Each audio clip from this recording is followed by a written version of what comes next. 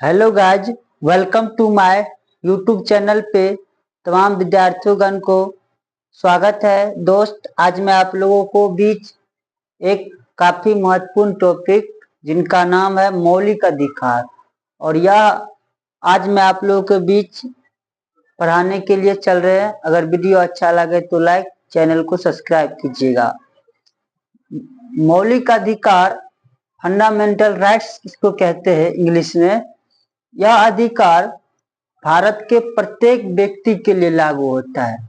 यह हमें किसी कंपनी या किसी सरकार के द्वारा नहीं दिया गया, यह हमें संविधान के द्वारा भारत में जितना भी नागरिक है, हर आदमी का ये अधिकार है। जो भी भारत में जन्म लिया है सबका खुद ब खुद मिल जाता है। तो यह अधिकार पहले 7 था, वर्तमान में अभी 6 है। तो चलिए हम देखते हैं।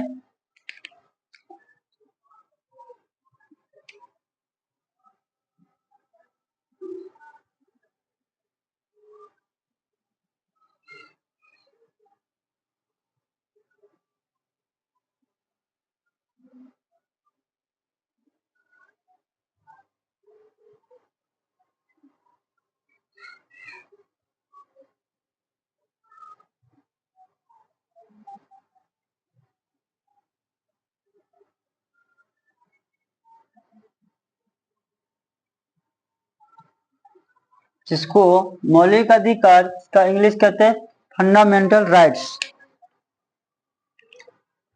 यह अधिकार मान लीजिए किसी भी व्यक्ति को छीन लिया तो यह उसकी जिंदगी नहीं, जेल हो जाएगी। आपको जेल में यह अधिकार छीन लिया जाता है। जैसे किसी भी कैदी को जेल में बंद कर दिया जाता है, उसका अधिकार 90% छीन लिया जाता है। जेल में किसी भी व्यक्ति का अधिकार छीन लिया जाता है। तो कैसे?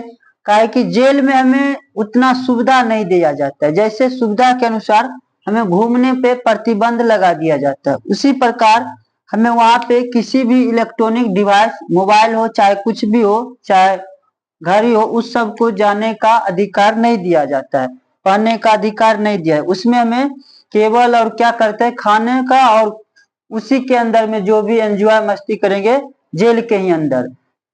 तो इसमें हम अधिकार कुछ कंडीशन में, नॉर्मल कंडीशन में नहीं छीनता है, कुछ ज्यादा, जैसे कि आपातकाल की घोषणा, जैसे 1975 में आपातकाल की घोषणा इंदिरा गांधी के समय में हुआ था।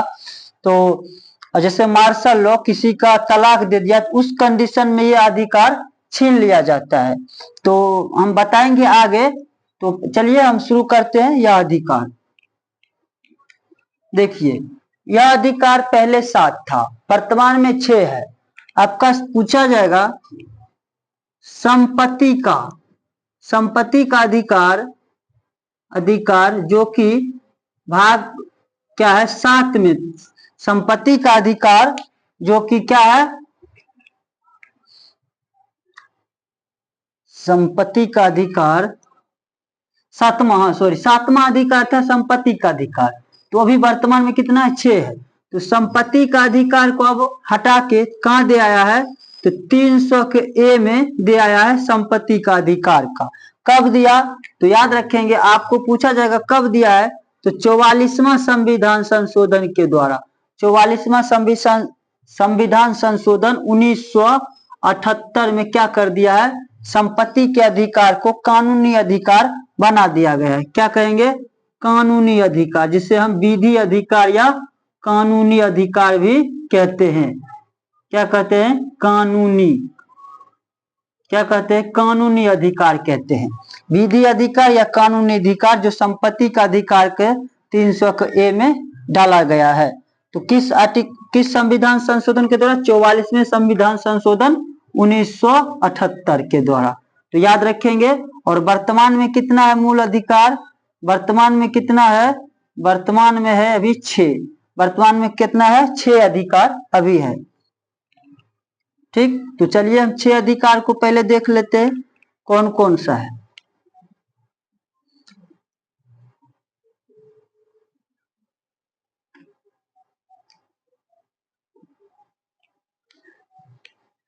आपसे देखिए, एक क्वेश्चन पूछता है, एक क्वेश्चन पूछेगा जो मौलिक अधिकार का मांग कब हुआ? तो मौलिक अधिकार का मांग हुआ था, ये नोट में याद रखिएगा, मौलिक अधिकार का आपसे पूछा जाएगा मांग, तो याद रखेंगे कराची, क्या रखेंगे? कराची अधिवेशन, अधिवेशन, अधिवेशन 1931 में इसका मांग हुआ था। मौलिक अधिकार का मांग कब हुआ था? कराची अधिवेशन की 1931 में। आप लोग इसको बताइएगा इसका अध्यक्षता किसने किया? ठीक, तो आपका मांग कब हुआ था? कराची अधिवेशन 1931 में। चलिए हम इनका बता देते हैं अध्यक्षता। इसकी अध्यक्षता क्या था? सरदार वल्लभ भाई पटेल के द्वारा। ठीक, आप लोग बताइएगा सरदार की उपाधि किस आंदोलन में दिया गया और कब दिया गया? तो ठीक, तो कराची अधिवेशन के द्वारा 1931 में मांग किया गया था। उसके बाद आपसे पूछा जाएगा मौलिक अधिकार का यानी स्ट्रक्चर, प्रारूप, प्रारूप तैयार किसने किया? तैयार किसने किया? तो याद रखेंगे देश के प्रथम प्रधानमंत्री कौन थे? देश के प्रथम प्रधानमंत्री थे पंडित जवाहरलाल नेहरू। कौन थे? पंडित जवाहरलाल नेहरू, जो कि अभी तक में सबसे ज्यादा बार झंडा फहराया कौन? पंडित जवाहरलाल नेहरू। कुल 17 बार, 17 बार झंडा लाल किला पे किसने फहराया है? तो पंडित जवाहरलाल नेहरू। उसके बाद अगर पूछा गया सेकेंड में, तो याद रखेंगे इंदिरा गांधी, जो कि आपातकाल की घोषणा किया, पंचवर्षीय योजना लागू किया, किसने? इंदिरा गांधी के समय में। तो ठीक, आपसे पूछा जाएगा पंडित जवाहरलाल नेहरू समाधि स्थल कहाँ था? क्या पूछा जाएगा? समाधि स्थल, तो याद रखेंगे 100 से 17 और 100 से याद रखेंगे 100 से 17 याद रखेंगे शांति वन। क्या? शांति वन में याद रखेंगे, तो याद रखेंगे शांति वन में। ठीक, इंदिरा गांधी के पूछेगा तो इंदिरा गांधी को याद रखेंगे शक्ति स्थल। ठीक, इंदिरा गांधी का समाधि स्थल कहाँ था? शक्ति स्थल। तो मैं एक वीडियो शक्ति स्थल से रिलेटेड बता देंगे। ठीक, तो आशा करते ही समझ में आए होंगे। चलिए आगे देखते हैं।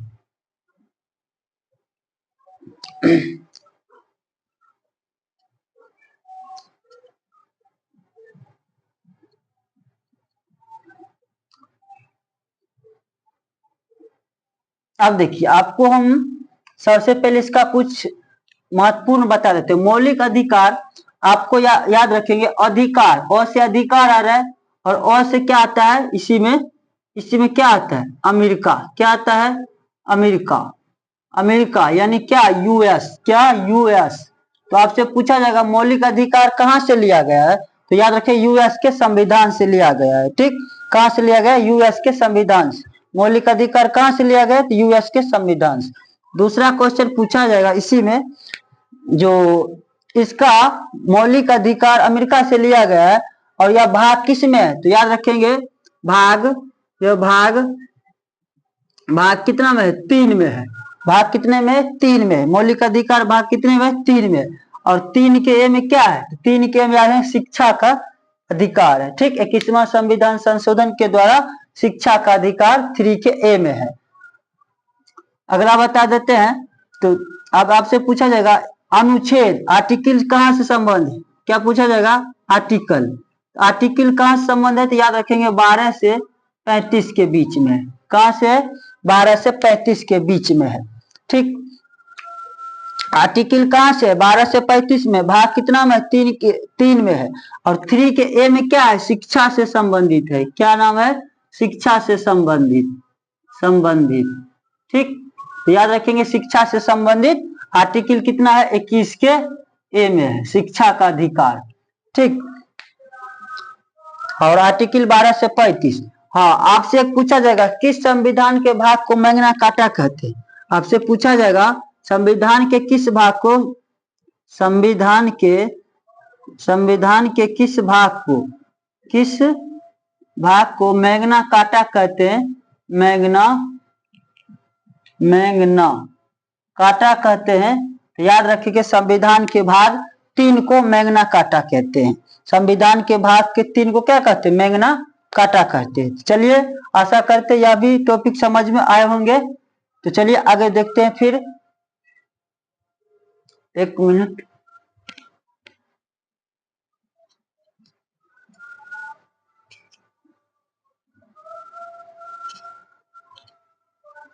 तो चलिए फिर आगे शुरू करते हैं। अब हम आर्टिकल एक एक के बारे में, ये मौलिक अधिकार के कुल 6 भाग है, उसके बारे में हम बता देते। सब पहले कितना थे 7, वर्तमान में कितना है 6। तो आप देख लेते हैं 6 अधिकार कौन कौन है। चलिए 6 अधिकार में देख लेते हैं। पहला है समानता का अधिकार। क्या है? समानता का अधिकार, जो कि आर्टिकल कितना है 14 से 18 के बीच है। ठीक। दूसरा याद रखेंगे स्वतंत्रता का अधिकार।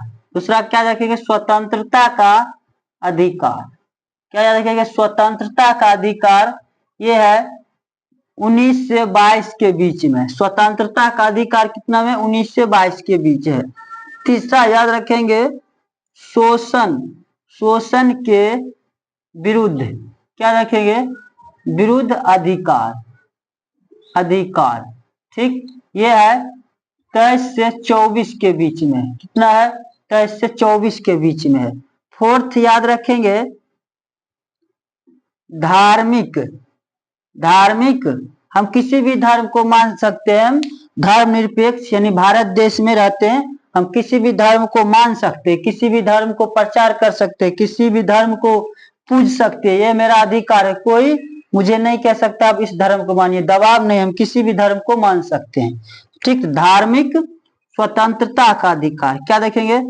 स्वतंत्रता, धार्मिक स्वतंत्रता का अधिकार।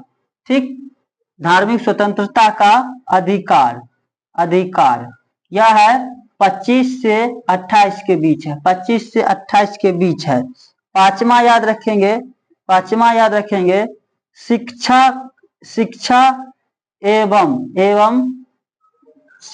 एवं सांस्कृतिक से संबंधित अधिकार। क्या देखेंगे?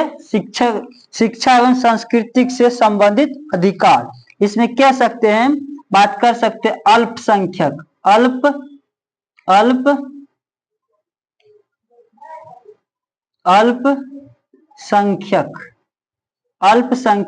का अधिकार। ठीक। तो इसमें कह सकते हैं अल्पसंख्यकों का, अल्पसंख्यक जैसे विकलांग हो, दिव्यांग लोग हो, जैसे क्या कह सकते हैं, जो कह सकते हैं दिव्यांग, जो क्या हो, लूल हो, जैसे हाथ ना हो, पाँव ना हो, पैर ना हो, दिव्यांग लोगों के लिए ये विशेष अधिकार दिया गया है। ठीक। दिव्यांग लोग के जैसे शिक्षा से उसको अधिक छूट मिलेगा। और क्या है उसके, क्या है, जैसे शिक्षा एवं संस्कृति से भाग, जैसे उसका किसी भी मान लेते हैं वस्तु का अधिकार। जैसे ट्रेन हो, तो ट्रेन में क्या होता है, दिव्यांग लोग के अलग के लिए डब्बा रहता है, ताकि उसमें क्या हो, स्वच्छ लोग ना जा सके। तो सबके लिए, जैसे पुलिस ही हो, तो पुलिस के लिए अलग से ये दिव्यांग लोग के लिए व्यवस्था रहता है। तो आशा करते ये भी समझ में आएंगे। एक होता है, एक और हम बता देते, 5 को हो गया है, एक और बच गया है। एक है जैसे, एक है 46 नंबर, एक है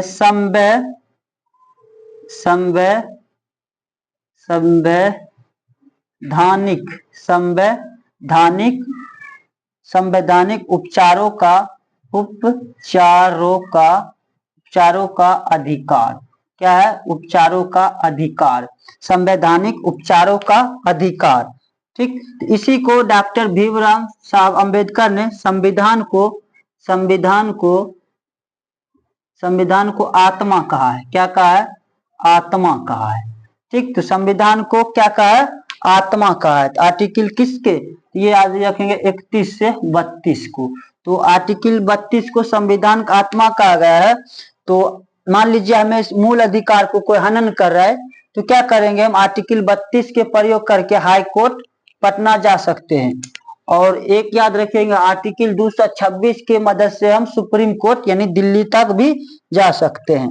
तो 232 के आर्टिकल से हाई कोर्ट और 226 से सुप्रीम कोर्ट यानी दिल्ली जा सकते हैं। ये अधिकार पे हमें कोई रोक नहीं लगा सकता। हाँ, हम मान लीजिए कुछ हद से ज्यादा क्या करते हैं, इसका उल्लंघन करते हैं, असंवैधानिक करते हैं, तो ये हमें छीन लिया जाता है। तो आपसे पूछा जाएगा हमें मौलिक अधिकार, आपसे क्या पूछा जाएगा, मौलिक अधिकार निलंबित करने का अधिकार किसके पास है? तो मौलिक अधिकार को निलंबित करने का अधिकार राष्ट्रपति के पास है। अगर आप मान लीजिए कुछ देर के लिए आपको अधिकार को छीन लिया जाएगा, तो किसको छीनने का अधिकार है? जैसे राष्ट्रपति को। आपसे पूछा जाएगा मौलिक अधिकार को प्रतिबंध यानी हमेशा के लिए स्थगित करने का अधिकार किसको है? तो याद रखेंगे संसद को है। किसके है? संसद को है। किसका है? संसद को। हमेशा के लिए आपको प्रतिबंध ले लेगा तो संसद, और कुछ देर के लिए रोक दिया गया तो राष्ट्रपति। हाँ, आपसे पूछा है मौलिक अधिकार का रक्षा कौन करता है? तो याद रखेंगे सुप्रीम कोर्ट। सुप्रीम कोर्ट और हाई कोर्ट, याद रखेंगे सुप्रीम कोर्ट और हाई कोर्ट हमें मूल अधिकार का रक्षा करता है। ठीक, तो आशा करते यह भी समझ में आए होंगे। तो अगला देखते हैं, आप समानता का अधिकार हम 14 से 18 तक इस वीडियो में पढ़ लेते, तो आगे बताएंगे हम 19 से 22।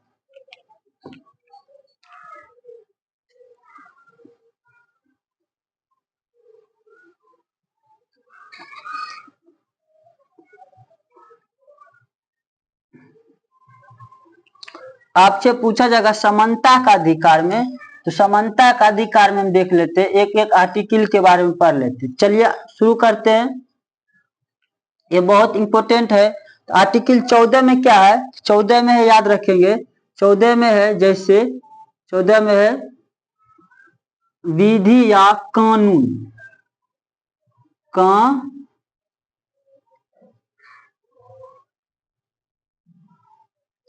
विधि या कानून के समक्ष समानता। आपसे पूछा जाएगा विधि या कानून के समक्ष समानता किस आर्टिकल में है? तो याद रखिएगा आर्टिकल 14 में है। ठीक, विधि या कानून के नजर में हम सब बराबर है, चाहे किसी भी धर्म से हो, किसी भी जात से हो, किसी भी वर्ग के लोग हो, चाहे महिला हो या पुरुष हो, कानून हमारे भारत देश में सबके लिए बराबर होता है। ठीक, आर्टिकल 15 में देख लेते हैं। आर्टिकल 15 में है धर्म हो, जाति हो, लिंग हो, आधार पर भेदभाव नहीं करना चाहिए। जन्म स्थान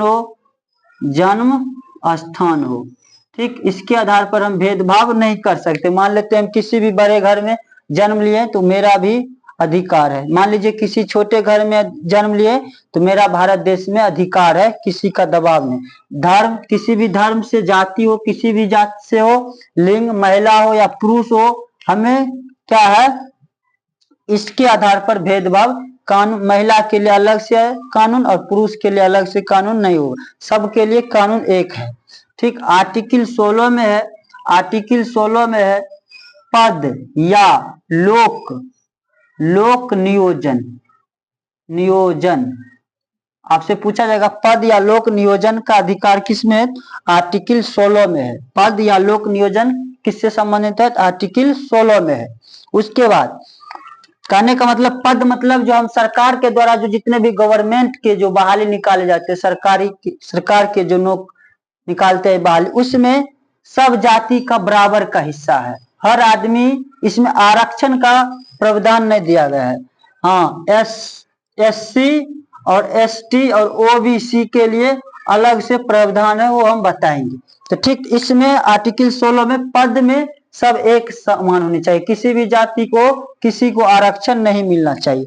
तो पद के लिए बात करेंगे तो आर्टिकल 16 में है। ठीक, आपसे पूछा जाएगा आर्टिकल 17 में, याद रखेंगे अस्पृश्यता का अंत, अस्पृश्यता का अंत। छुआछूत, आपसे पूछा जाएगा छुआछूत किस आर्टिकल से संबंधित है? छुआछूत।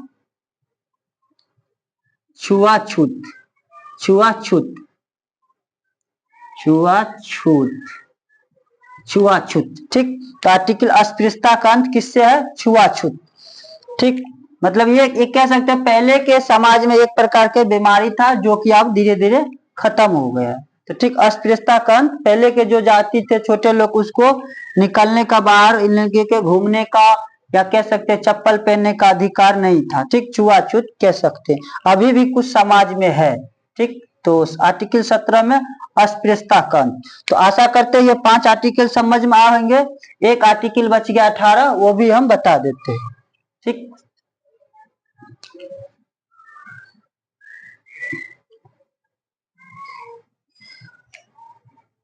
आर्टिकल अब 18 के हम बता देते हैं। आर्टिकल 18 में है उपाधियों का अंत। उपाधियों का अंत, उपाधियों का अंत जैसे कहने का मतलब, जो पहले जो अंग्रेज लोग थे वो भारत में जो जितने भी व्यक्ति थे अंग्रेज को सपोर्ट करते थे, उनको राजा के, सर के, नाइटहुड के उपाधि दिया करते थे। तो मान लीजिए कोई भी भारतीय जैसे अंग्रेज के साथ बदतमीजी कर लिया, उसका नेचर सही नहीं है, उसको क्या करता था, नेचर सही न था नेचर सही नहीं थे तो उसका क्या किया, अधिकार को छीन लिया करते थे। जैसे उपाधि, जैसे छोटू रामजी राय बहादुर और रविंद्रनाथ टैगोर, ये सब क्या था, नाइटहुड की उपाधि थे, सर, राजा की उपाधि दिया करते थे अंग्रेज लोग इनको। तो इन क्या किया, उपाधियों का छीन लिया। जैसे रविंद्रनाथ टैगोर को 1915 में नाइटहुड की उपाधि मिला था। इटली के प्रधानमंत्री जॉर्ज पंचम ने दिया था। कौन दिया था, जॉर्ज पंचम। कौन दिया था, जॉर्ज पंचम ने दिया था नाइटहुड की उपाधि। और 13 अप्रैल 1919 को जलियांवाला बाग जो हत्याकांड जो अमृतसर में हुआ था, उसमें क्या किया, इसका अधिकार छीन लिया था। रविंद्रनाथ टैगोर को नाइटहुड की उपाधि कब छीना, 13 अप्रैल 1919 को अमृतसर जलियांवाला बाग हत्याकांड में। तो आशा करते यह टॉपिक भी समझ में आए होंगे। उपाधियों का अंत आर्टिकल किससे है, आर्टिकल 18 से है, और ये बहुत इंपॉर्टेंट है। धन्यवाद। वीडियो अच्छा लगे तो लाइक, चैनल को सब्सक्राइब कीजिएगा। धन्यवाद।